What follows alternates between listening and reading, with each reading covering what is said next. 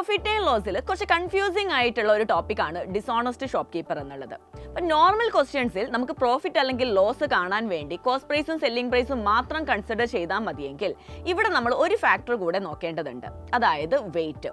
ഇതിലെ ക്വസ്റ്റ്യൻസ് നമ്മൾ ട്രിക്സും ടിപ്സും വെച്ച് ബൈ ഹാർട്ട് ചെയ്ത് പഠിക്കുന്നതിനേക്കാളും അതിന്റെ കൺസെപ്റ്റ് മനസ്സിലാക്കി നിങ്ങൾ പഠിച്ചു കഴിഞ്ഞാൽ ഇത് ഏത് ടൈപ്പ് ക്വസ്റ്റ്യൻസ് വന്നാലും നിങ്ങൾക്ക് സിമ്പിൾ ആയി സോൾവ് ചെയ്യാൻ പറ്റും. അപ്പോൾ ഡിസോണസ്റ്റ് ഷോപ്പ് കീപ്പറിന്റെ ക്വസ്റ്റ്യൻസ് എങ്ങനെ അപ്രോച്ച് ചെയ്യാം എന്നുള്ളത് കുറച്ച് എക്സാമ്പിൾസ് സഹിതം നമുക്ക് നോക്കാം. അപ്പോൾ നമുക്ക് ആദ്യത്തെ ക്വസ്റ്റ്യൻ നോക്കാം.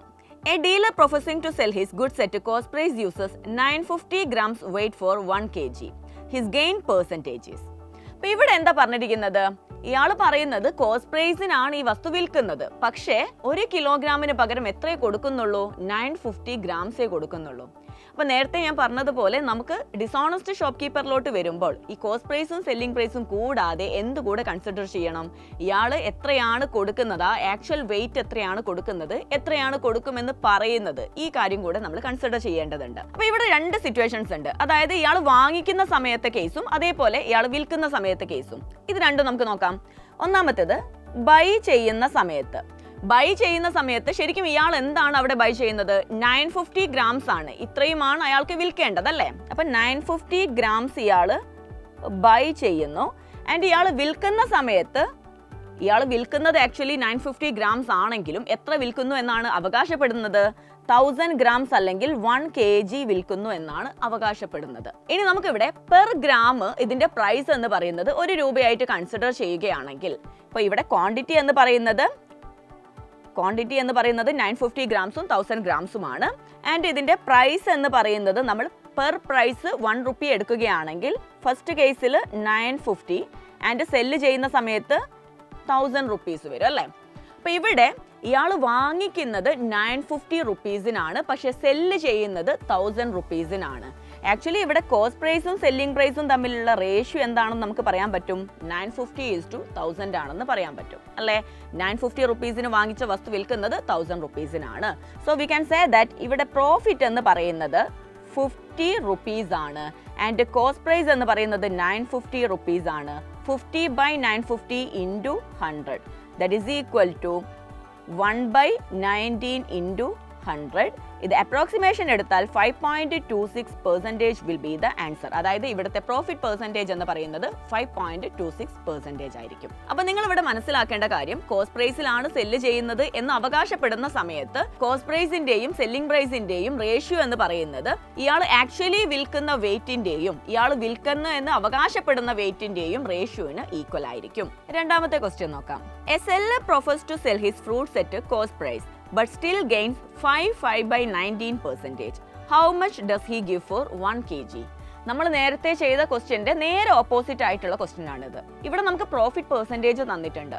ഇനി നമ്മളോട് ചോദിച്ചത് എന്താണ്? 1 കിലോ എന്ന് പറഞ്ഞിട്ട് ഇയാൾ എത്രയാണ് ശരിക്കും കൊടുക്കുന്നത് എന്നാണ് ചോദിച്ചിരിക്കുന്നത്. അപ്പോൾ നേരത്തെ ഞാൻ പറഞ്ഞിട്ടുണ്ടായിരുന്നു, നമ്മൾ കോസ്റ്റ് പ്രൈസിനാണ് സെല്ല് ചെയ്യുന്നത് എന്ന് അവകാശപ്പെടുമ്പോൾ അവിടെ ലഭിക്കുന്ന ലാഭം അല്ലെങ്കിൽ പ്രോഫിറ്റ് നമ്മൾ നോക്കുന്നത് കോസ്റ്റ് പ്രൈസും സെല്ലിംഗ് പ്രൈസും ഇയാൾ ആക്ച്വലി കൊടുക്കുന്ന വെയിറ്റും അതേപോലെ തന്നെ ഇയാൾ കൊടുക്കുന്നു എന്ന് അവകാശപ്പെടുന്ന വെയിറ്റിന്റെയും റേഷ്യോന് ഈക്വൽ ആയിട്ട് എടുത്തുകൊണ്ടാണ്. അപ്പോൾ ഇവിടെ 5/19% എന്ന് പറയുന്നത് നമ്മൾ ഫ്രാക്ഷനിലോട്ട് കൺവേർട്ട് ചെയ്താൽ നമുക്ക് 1/19 എന്ന് കിട്ടും. അപ്പോൾ 1/19 പ്രോഫിറ്റ് കിട്ടുന്നു എന്ന് പറയുമ്പോൾ 19 റെപ്രസെന്റ് ചെയ്യുന്നത് കോസ്റ്റ് പ്രൈസിനെയും 1 റെപ്രസെന്റ് ചെയ്യുന്നത് പ്രോഫിറ്റിനെയുമാണ്. അപ്പോൾ നമുക്ക് കോസ്റ്റ് പ്രൈസും സെല്ലിംഗ് പ്രൈസും തമ്മിലുള്ള റേഷ്യോ എങ്ങനെ പറയാം? 19 യൂണിറ്റ് ആണ് കോസ്റ്റ് പ്രൈസ് എങ്കിൽ 1 യൂണിറ്റ് കൂടി 20 യൂണിറ്റ് ആണ് എന്ത്? സെല്ലിംഗ് പ്രൈസ് എന്ന് പറയുന്നത്. ഓക്കെ, അപ്പോൾ നമുക്ക് ഇവിടെ എന്ത് കിട്ടി? കോസ്റ്റ് പ്രൈസും സെല്ലിംഗ് പ്രൈസും തമ്മിലുള്ള റേഷ്യോ കിട്ടി. ഇത് എന്തിന്റെ റേഷ്യോ കൂടെയാണ്? ഇയാൾ ആക്ച്വലി കൊടുക്കുന്ന വെയിറ്റിന്റെയും ഇയാൾ കൊടുക്കുന്നു എന്ന് അവകാശപ്പെടുന്ന വെയിറ്റിന്റെയും റേഷ്യോന് ഈക്വൽ ആണ്. അതായത് 19 യൂണിറ്റ് എന്ന് പറയുന്നത് ഇയാൾ ആക്ച്വലി കൊടുക്കുന്ന വെയിറ്റ് ആണെങ്കിൽ 20 യൂണിറ്റ് എന്താണ്? ഇയാൾ കൊടുക്കുന്നു എന്ന് അവകാശപ്പെടുന്ന വെയിറ്റിന്റെ യൂണിറ്റ് ആണ്. ഇയാൾ എത്ര കൊടുക്കുന്നു എന്നാണ് അവകാശപ്പെടുന്നത്? 1 kg അല്ലേ? അതായത് 20 യൂണിറ്റ് എന്ന് പറയുന്നത് 1 kg അല്ലെങ്കിൽ 1000 ഗ്രാം ആയിരിക്കും. നമുക്കിവിടെ കാണേണ്ടത് ആക്ച്വലി ഇയാൾ കൊടുക്കുന്ന വെയിറ്റ് അല്ലെങ്കിൽ 19 unit, that is equal to 1000 divided by 20 into 19. 20,000 50 times പോവും. 50 into 19 എന്ന് പറഞ്ഞാൽ 950 grams will be the answer. മൂന്നാമത്തെ ക്വസ്റ്റ്യൻ നോക്കാം. A shopkeeper uses 940 gram weight in place of 1 kilogram weight. He sells it at 4% profit.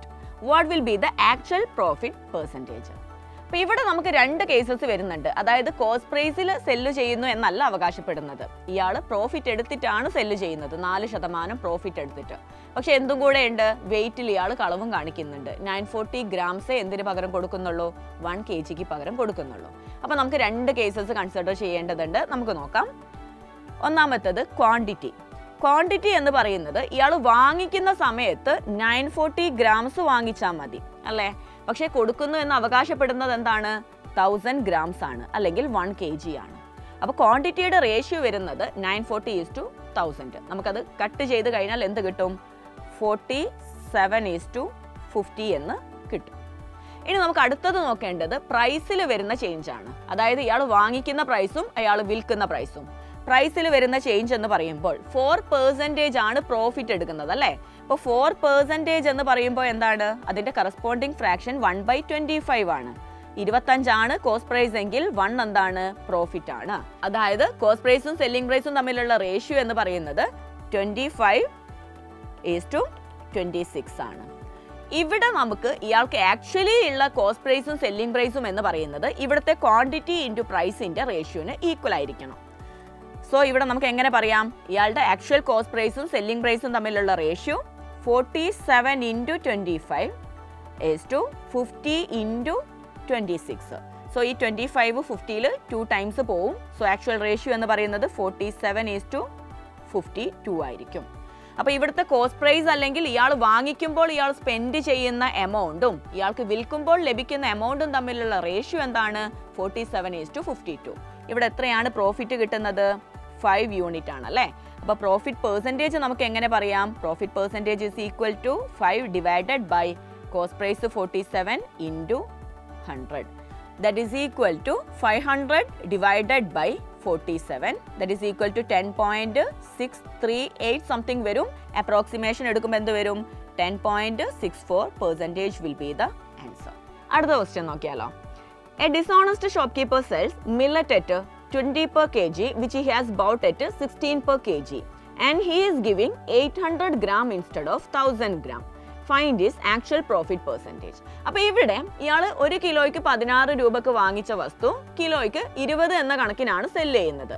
And also wait നോക്കുമ്പോൾ 1000 gram എന്ന് പറഞ്ഞിട്ട് കൊടുക്കുന്നത് എത്രയാണ്, 800 ഗ്രാം ആണ് കൊടുക്കുന്നത്. അപ്പോൾ നമുക്ക് രണ്ടിൻ്റെയും റേഷ്യോ നോക്കാം. അതായത് ക്വാണ്ടിറ്റിയുടെയും പ്രൈസിൻ്റെയും റേഷ്യോ നോക്കാം.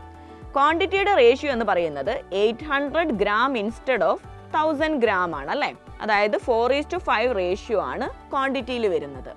അതേപോലെ പ്രൈസ് നമ്മൾ നോക്കുന്ന സമയത്ത് 16 രൂപക്ക് വാങ്ങിച്ചത് 20 രൂപക്കാണ് സെല്ല് ചെയ്യുന്നത്.